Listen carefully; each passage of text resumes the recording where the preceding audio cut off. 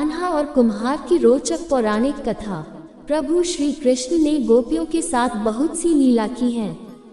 श्री कृष्ण गोपियों की मटकी फोड़ते और माखन चुराते और गोपियां श्री कृष्ण का उलाहना लेकर यशोदा मैया के पास जाती। ऐसा बहुत बार हुआ। एक बार की बात है कि यशोदा मैया प्रभु श्री कृष्ण के उलाहनों से तंग आ गई और छड़ी लेकर श्री कृष्ण की ओर दौड़ी। जब प्रभु ने अपनी मैया को क्रोध में देखा तो वह अपना बचाव करने के लिए भागने लगे। भागते भागते श्री कृष्ण एक कुम्हार के पास पहुँचे। कुम्हार तो अपने मिट्टी के घड़े बनाने में व्यस्त था, लेकिन जैसे ही कुम्हार ने श्री कृष्ण को देखा तो वह बहुत प्रसन्न हुआ। कुम्हार जानता था कि श्री कृष्ण साक्षात परमेश्वर हैं। तब प्रभु ने कुम्हार से कहा कि कुम्हार जी, आज मेरी मैया मुझ पर बहुत क्रोधित है। मैया छड़ी लेकर मेरे पीछे आ रही है। भैया, मुझे कहीं छुपा लो। कुम्हार ने श्री कृष्ण को एक बड़े से मटके के नीचे छिपा दिया। कुछ ही क्षणों में मैया यशोदा भी वहां आ गई और कुम्हार से पूछने लगी, क्यों रे कुम्हार, तूने मेरे कन्हैया को कहीं देखा है क्या? कुम्हार ने कह दिया, नहीं मैया, मैंने कन्हैया को नहीं देखा। श्री कृष्ण यह सब बातें बड़े से घड़े के नीचे छुपकर सुन रहे थे।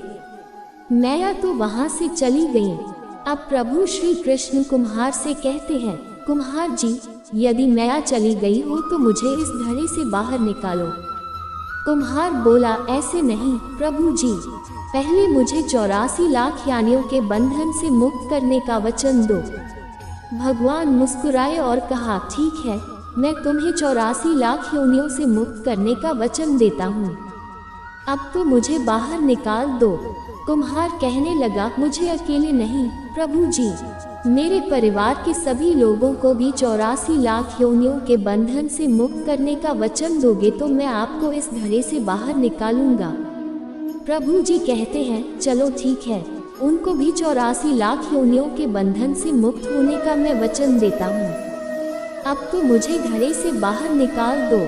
अब कुम्हार कहता है, बस प्रभु जी, एक विनती और है, उसे भी पूरा करने का वचन दे दो तो मैं आपको घड़े से बाहर निकाल दूंगा। भगवान बोले, वो भी बता दे, क्या कहना चाहते हो? कुम्हार कहने लगा, प्रभु जी, जिस घड़े के नीचे आप छुपे हो उसकी मिट्टी मेरे बैलों के ऊपर लाद के लाई गई है। मेरे इन बैलों को भी 84 के बंधन से मुक्त करने का वचन दो। भगवान ने कुम्हार के प्रेम पर प्रसन्न होकर उन बैलों को भी 84 के बंधन से मुक्त होने का वचन दिया। प्रभु बोले, अब तो तुम्हारी सब इच्छा पूरी हो गई, अब तो मुझे घड़े से बाहर निकाल दो।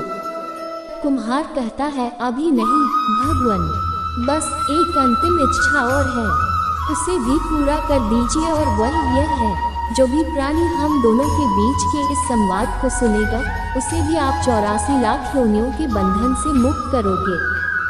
बस यह वचन दे दो तो मैं आपको इस घड़े से बाहर निकाल दूंगा।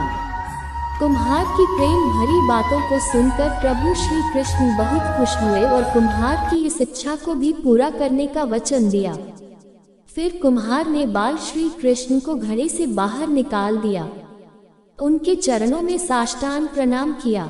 प्रभु जी के चरण धोए और चरणामृत लिया। अपनी पूरी झोपड़ी में चरणामृत का छिड़काव किया और प्रभु जी के गले लगकर इतना रोए कि प्रभु में ही विलीन हो गए। जरा सोचे, जो बाल श्री कृष्ण 7 कोस लंबे चौड़े गोवर्धन पर्वत को अपनी इतनी अंगुली पर उठा सकते हैं, तो क्या वो एक घड़ा नहीं उठा सकते थे? लेकिन बिना प्रेम रीझे नहीं नटवर नंद किशोर। कोई कितने भी यज्ञ करे, अनुष्ठान करे, कितना भी दान करे, चाहे कितनी भी भक्ति करे, लेकिन जब तक मन में प्राणी मात्र के लिए प्रेम नहीं होगा, प्रभु श्री कृष्ण मिल नहीं सकते।